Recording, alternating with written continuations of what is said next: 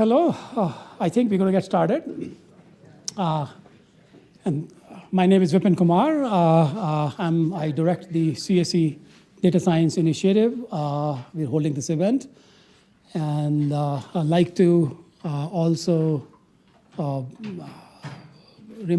acknowledge the leadership team that has been working on this event for many months. Professor Bookmendit from Physics and Astronomy, Professor Shashi Shekhar from Computer Science and Engineering, Michael Steinbach, and of course, Bobby Scott, who's sitting outside and who's been sending you all the emails. Okay? So this is sort of the, this event is all about generative AI and how generative AI and science can sort of coexist together, synergize with each other. And we have a packed program for you for the rest of the day, which is listed here. There's a piece of paper that has all the instructions that you will see outside. I guess many of you already have it with you. So I'm just going to start with a very short introduction so you can get into some very interesting talks and panels and discussions that are going to be following us. So this is sort of motivation. Why are we here? I guess we all know that the AI revolution is here. We are witnessing an inflection point in terms of what AI can do for humans. And if it wasn't clear to people, it became clear about 2.5 years ago when ChatGPT came out, right? It sort of shook everybody up with a big jolt and a surprise. And you can sort of see the scientific community is beginning to appreciate or acknowledge the impact of AI. The last two Nobel Prizes in physics and chemistry we were sort of driven by the AI innovations. And I just want to remind people that all of these innovations did not happen in a vacuum. It didn't happen suddenly. OpenAI did something fantastic, and then there is a big, there's something powerful that's happened. This innovation, AI innovation has been happening, is powered by three different advances in three different areas: the data, computing, and the algorithms. And they've been happening over the last 7 decades.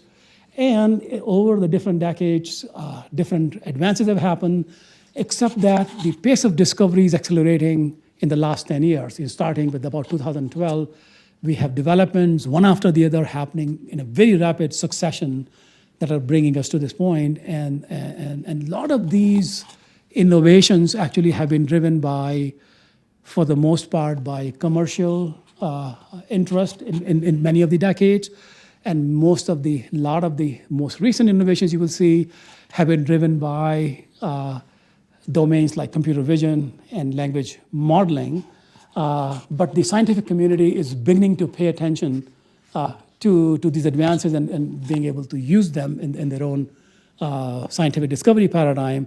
And the purpose of this, the new thought process now is that perhaps so far, even though most of the innovations have been driven by language and vision, but perhaps going forward, the unique nature of a variety of scientific problem and engineering problems would bring new challenges that would advance AI, and as that AI gets advanced, then scientific discovery process, of course, will go forward. So with that thinking in mind, that is, what can science do?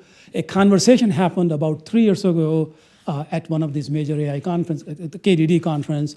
It was being held in Washington, D.C. I served on a panel with the federal agency program managers, and they sort of said, hey, let's hold a workshop on AI-enabled scientific revolution. So this first workshop was held at the NSF headquarters about 2 years ago, just shortly a few months after the ChatGPT came in, and the generative AI was barely mentioned at that meeting, right? And since March of 2023, in the next year and a half, there was so much interest in this methodology, this power of generative AI in different scientific disciplines, so that we had to sort of regroup, and we held a second meeting, the second series of this workshop, right here at the University of Minnesota at the McNamara, in last August.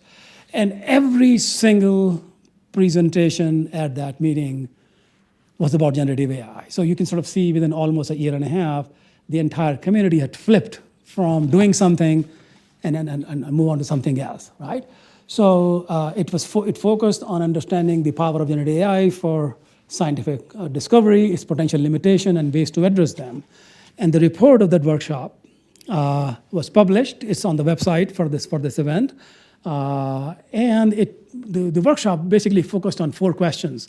How is generative AI being used in science? What is currently missing in generative AI in the context of scientific problems? What works and what probably could be helped to advance? And what are the potential solutions to fix these gaps in generative AI? So you advance generative AI as opposed to just be a user of generative AI.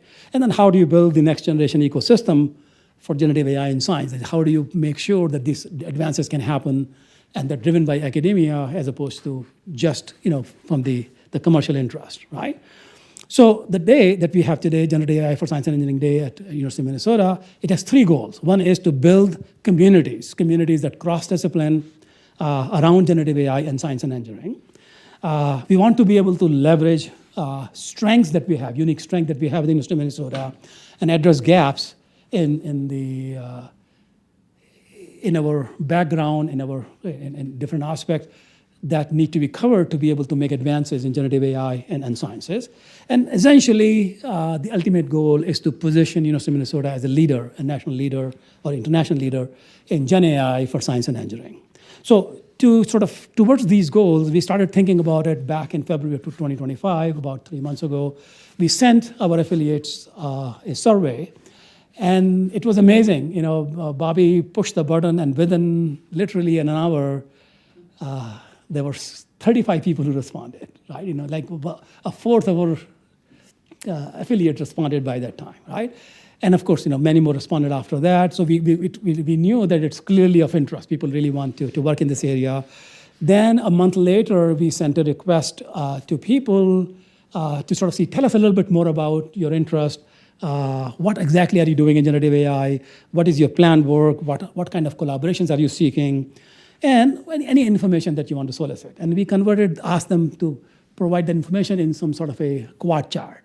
So if you go to this barcode, you'll be able to see everybody else's bar charts, right? That people have filled in.